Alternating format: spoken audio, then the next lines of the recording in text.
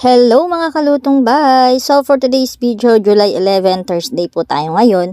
So 10 AM na nga po kami nagisang na umaga. Sana po ay magde-day off kami. Kaya lang pagbuklat ko ng aking messenger, nagtunugan nga ang mga message. Nagtatanong kung ano daw nga po ang menu. So obligado nga po nagluto ang yung kusinerang Inday at ang aking Mr. Rider. Di ba nga po tayo nagmamaha sa loob ng ilang weeks na, so naisipan ko nga po na maha ang maging menu for today.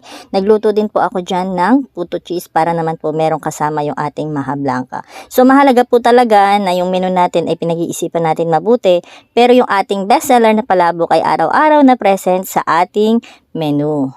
So kahit araw-araw ko nga po niluluto yung ating palabok, yung pa rin po ang pinakamaraming benta. Ewan ko po ba kung bakit naging bestseller yung ating palabok. At nakaluto na nga rin po ako dyan ng ating yummy spaghetti. Dahil nga siguro patok sa kanilang panlasa yung ating palabok. So, ari na nga po yung ating mga finished product na ating niluto na